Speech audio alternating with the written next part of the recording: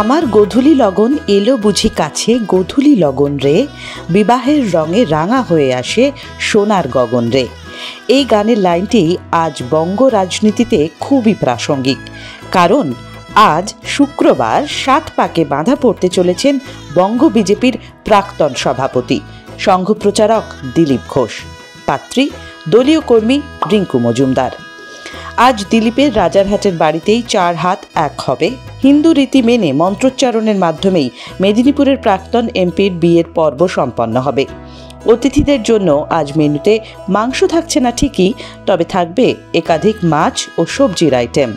প্রাতঃভ্রমণে পরিচয় থেকে ছাদনাতলায়। প্রায় প্রতিদিনই ইকো পার্কে নিয়ম করে হাঁটতে যান দিলীপ, সারেন জনসংযোগ।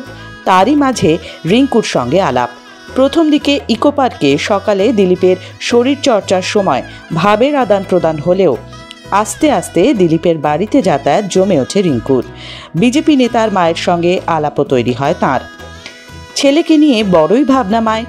তিনি না থাকলে কে যে দেখবেন আদরের নাড়ুকে, এই চিন্তা দিন রাত করতেন দিলীপ ঘোষের মা। একে তো মায়ের দুশ্চিন্তা, তার উপর আবার রিঙ্কুর প্রস্তাব, দুয়ে মিলে ম্যাজিক।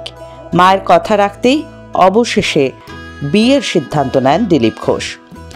বছর 51 রিঙ্কুই নাকি প্রথমে স্থির করেন দ্বিতীয়বার সংসার পাতবেন।